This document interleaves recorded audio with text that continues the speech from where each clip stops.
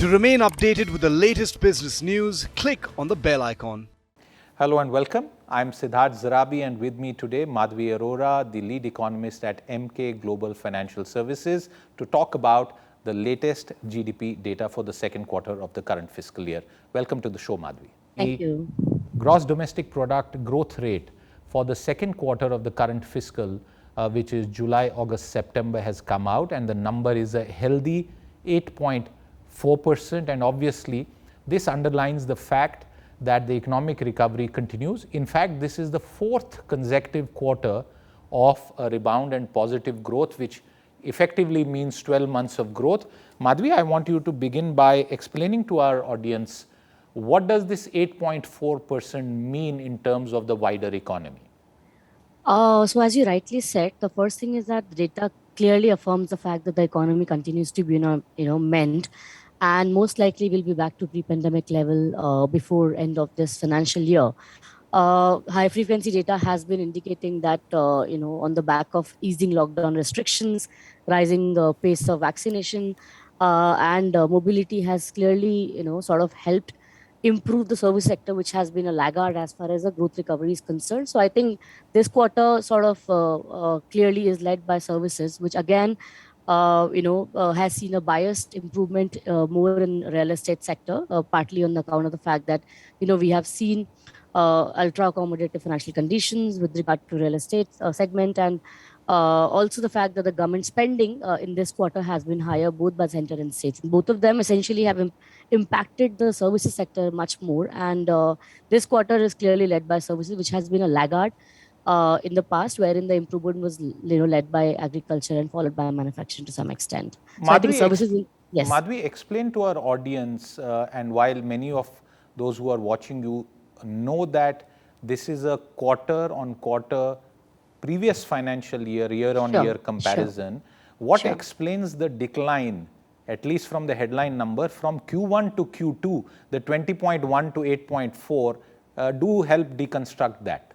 Sure. So that is purely a base effect story, because, you saw the previous quarter, 20% growth was essentially on account of the fact that it sort of reflected the pandemic year impact getting reversed on year-on-year basis. Now that seems to have waned in this quarter, wherein we had seen last year, same period, some improvement in growth. But that said, when you see on a sequential basis, which is quarter on quarter, the improvement has continued in the growth momentum, which shows that even though you are seeing a slowdown from 20.1 to 8.5% kind of a growth picture from first quarter to second quarter of this year, on a sequential basis, you have seen the continuous improvement in the growth levels. So that is one. And the fact that you are seeing a waning base effect, that has essentially led to the lower growth number that you are seeing on a quarter on quarter with respect to previous year, the same period. So that is why probably you're seeing a correction in growth. But on a sequential basis or on a quarter on quarter basis, there's actually been an improvement across sectors. What parts of the economy are doing well? When we look at the disaggregated picture of GDP, which includes the manufacturing sector, includes the farm sector, which has grown 4.5% in the current quarter.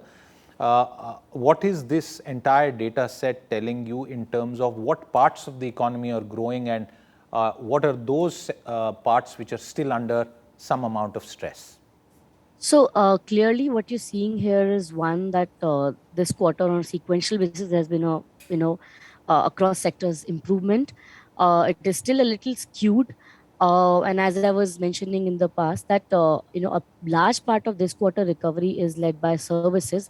Manufacturing has actually been a bit of a laggard, partly because of the high margin pressures that the companies had to face because of high input costs.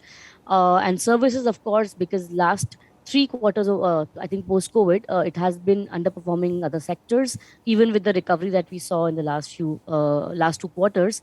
But with the, with the help of improving vaccination pace, mobility, and the fact that, the financial sector has generally been resilient, and of course, real estate, which is a big segment of services, has picked up well because of very, very low, interest rates. All of it has now meant that while every sector is largely growing on a sequential basis. This time around, services has been relatively much better placed, but and most likely most sectors are going to be close to their pre-pandemic level by December or March of this year. One of the other aspects of the data is the growth in private consumption. And we all Correct. know that the government has been spending big ever since COVID has happened, at least in relative terms, and has Correct. tried to support the economy. What is the private consumption data telling you? What picture does it show? Because on one hand, we see shortages, for example, in the automobile sector, which are not due to any internal factors, but semiconductor Supply side. availability Yeah. issue. So what does the private consumption expenditure data tell you? So private consumption clearly has improved. If you see this quarter, it has grown around 8.5%. Again, it has slowed down from previous quarter where it had grown 19% plus. But on a sequential basis, as I said, things have been continuously improving. There's been an improvement in labor markets, especially more in the urban sector, not as much as in the rural sector. So I think to some extent, a tighter labor market is contributing to a relatively better consumption behavior. Government spending has also improved, which has also been skewed toward rural sector to some extent. I think PFC or the private consumption has been continuously growing over the last 2 or 3 quarters, partly as the household savings also seems to have normalized because it had seen the highs of 20% plus on a financial savings point of view, and has now been normalizing, which implies that a part of the savings is now going back to the consumption segment. And of course, we are, this also is the start of the pre-festive season, and probably you will see the next quarter also the private consumption, continue to see improvement, and more importantly, because the real rates have been relatively lower, that has also spurred private demand. And with regard to what you're saying, with regard to the auto sector sales and stuff like that, clearly the demand is not a constraint at this point in time, but it was more a supply side problem, which is led to lower auto sales number, not necessarily the demand side. Actually, demand side, at least on the four-wheeler or a private vehicle point of view, have been seeing only uptick on a trend basis. But I think as you go ahead, maybe 1 or 2 quarter down the line, I have a sense that the private consumption story in the next 6 to 9 month period probably would be led more by the urban sector than the rural sector. We are seeing relatively slower rural wage growth vis-a-vis urban Right, sector. right. So that I think most of the FMCG companies have also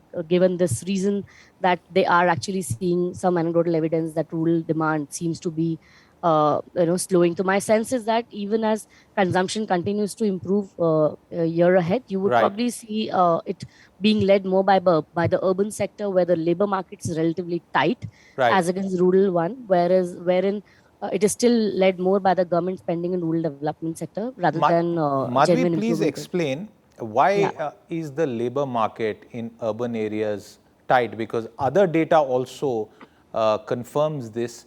What is going on? Is it that people who have gone back to the villages in the previous epidemic, or those who have had job losses in urban areas, are refusing to come back? Are they finding the Manrega being more sort of welcoming? What's going on according to you? I think it's a mix of whatever you mentioned, and partly I think a large part of the urban sector labor market is largely on account of demand supply mismatch on skills, which has been the problem even pre-pandemic, but it got accentuated immediately post COVID, wherein there was lack of semi-skilled labor, which seemed to have improved to some extent. But I think the large part of the urban sector skewness in the wages coming in a relatively more white collar jobs than the blue collared ones. So I think that essentially is leading to this kind of skewness, wherein the skill sets are still sort of missing, and especially financial sector, I think, is seeing a large a decent amount of tighter labor market where wages are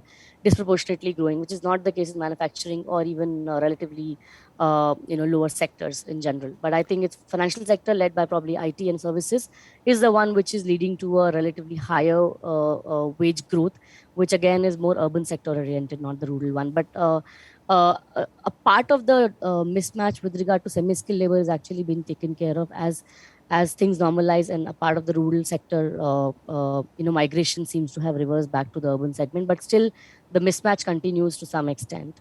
How much of a fear do you think is it possible that our growth rates for the subsequent quarters is likely to be impacted by a demand slowdown, and also, although it's hard to predict that, the impact of Omicron as another virus wave? Correct. So Omicron is again a big question mark. I think there's still one still needs to see how well it really pans out. Or I think the world is relatively better prepared to probably manage another crisis of this sort. But we need to see how it really shapes up. As far as domestic growth levers are concerned, I think obviously everybody is now questioning whether the growth will come from household consumption ahead, private investment, or government capex or exports. Just to give a context, I think the last leg of India's growth story was essentially led by the government spending even before COVID, because consumption boom, which was leading the growth story post 2013-14, essentially sort of tapered off after the NBFC shock, which came after the GST shock. So I think large part of the pickup in growth or slowdown in growth, rather, with whatever the growth number was running, was led by government spending. And that is why we did not see a very meaningful quantum of fiscal space, which was available to the government even after COVID. So there was not much of a fiscal spending that was necessarily done by the government of India even post-COVID. And going ahead, I think there is a part of the income scarring that one is seeing post-pandemic, which is not very well reflected in the corporate earnings, wherein you are seeing a very disproportionate gain in wages of the white-collared ones, and thus I think some income effect is going to play an important role in dominating consumption pattern ahead. So you would see one quick point, Madhvi, as we close this conversation. Given that there's been a robust recovery in tax revenues for the center, we are also looking at a scenario perhaps of pretty decent non-tax revenues, including from disinvestment. Do you think government spending is going to continue? And more importantly, does today's data give you comfort with regard to what the finance minister may choose to do when it comes to spending for the next full year, financial year? So I think I was always in the camp that the government is not necessarily going to curtail its fiscal deficit when there were huge fiscal tax revenue windfall the government was getting in the last 2-3 months. My sense was that they would continue to spend as planned, and which seems to be the case at this point in time, because the fiscal spending did pick up in the last quarter, and as we get into the election calendar year, I think we are only going to be seeing both center and state spending increase more in revenue expenditure than in capital expenditure in the immediate 6 to 9 months period, which also means that at least in the spending front, they would likely to be spending as they had budgeted. The windfall could come from the revenue point of view, wherein tax to GDP ratio may actually improve at the margin and could give them buffer to not at least exceed their fiscal deficit situation. But going ahead, I think given that they have a broad alignment to coming down to a most sustainable fiscal deficit, which is in line with the FRBM Act, we are anyway likely to see the fiscal deficit coming down only. It could possibly be led by a much higher divestment ambitious plans which the government may put in next year, because they said doesn't seem to be a case wherein they would be able to divest either LIC or Air India in a very effective fashion, which means that next year fiscal correction or fiscal deficit improvement could look optically large because of higher divestment numbers. But I think spending could still continue because of probably the election cycle that we are going to see next year. Well, clearly, Madhvi, and we'll all hope for it, that the economy is on a mend and the pandemic does not ruin the party. Thank you very much for your time with us today. With that, it's a wrap on this conversation where we deconstruct the second quarter data that has come in for GDP growth of 8.4%. If you've been, thank you very much for watching. If you like the video, do like, comment, share and subscribe.